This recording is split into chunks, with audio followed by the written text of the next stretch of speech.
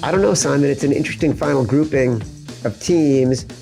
There's no one we can say is totally dominant offensively and defensively.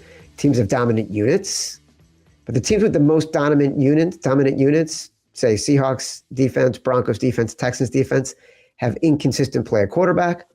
Teams with the best quarterbacks, Josh Allen, Matthew Stafford, have inconsistent complementary units on defense.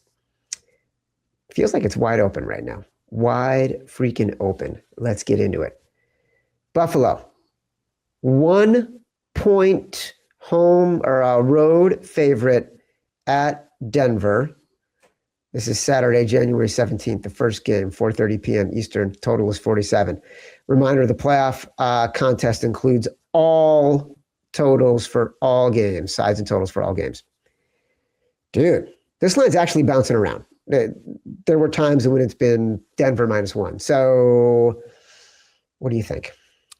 Yeah, Jack, give me a Denver Broncos, Simon says, +1, brother. I want to play a game. Simon says.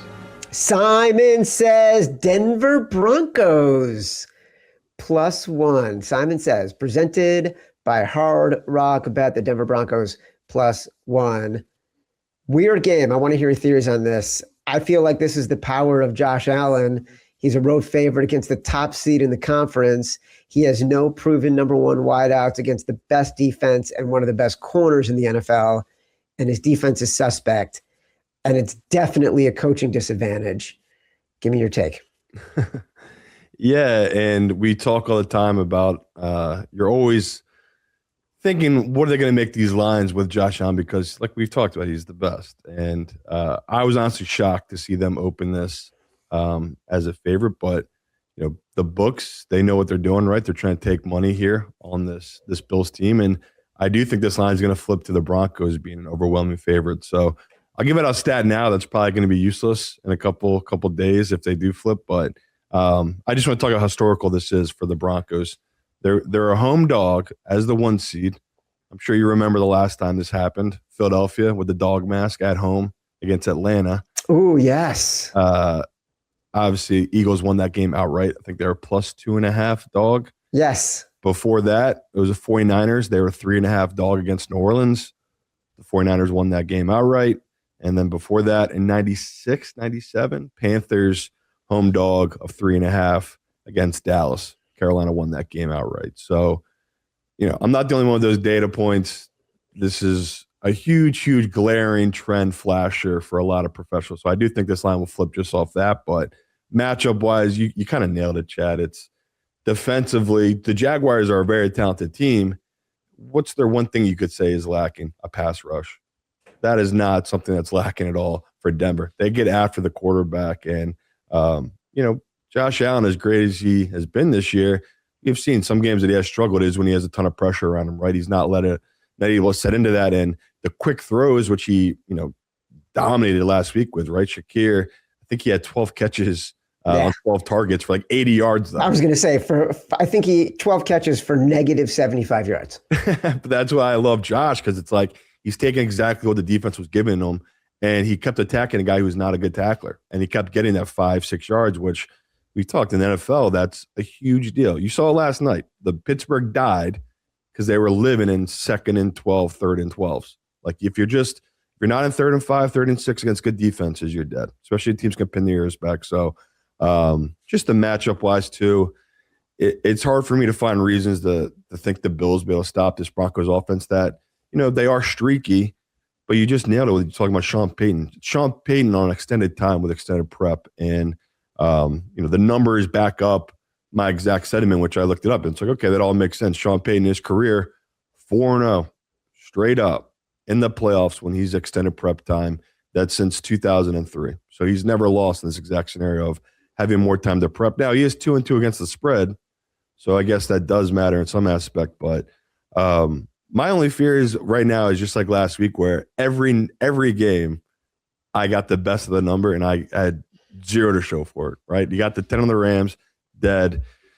Got the Jags as a dog, that flipped, that was dead. You got Green Bay as a dog, that flipped, that was dead. So I am worried about this one because the public has just been crushing it. The Bills are going to be just like those other teams, like the Bears last week and the Bills last week. The public is going to hammer Josh Allen on the road here for good reason, right? All they look at is the quarterbacks. It's going against Bo Nix, who in his career, he lost his first playoff game to this exact same team in Josh Allen. So, yeah, for me, it's another one I'm leaning into it, right?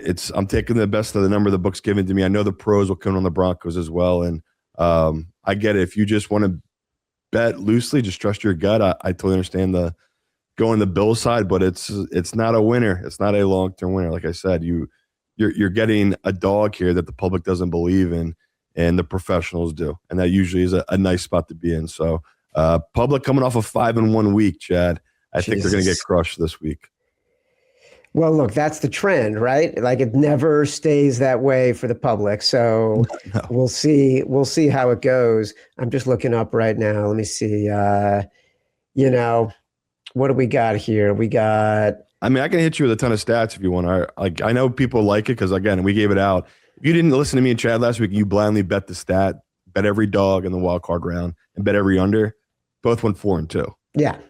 So it's of course. We make it very complicated for ourselves, but like I that's why I give these stats out, because it's like these people make tons of money just betting these stats that have held true for 26 years now. Like it's going back to 2000. So yeah, I was just going to say somehow the only two teams that didn't cover as dogs were two of the teams we had in the contest, which is just a remarkable bit of. And if you had asked professional bettors going in, they might have said the two teams they liked the most as underdogs were the Chargers and the Steelers. No, what I was just checking was any betting percentages. I saw a slight lean on betting percentages on the Broncos right now. What is your take on the total? 47 to me.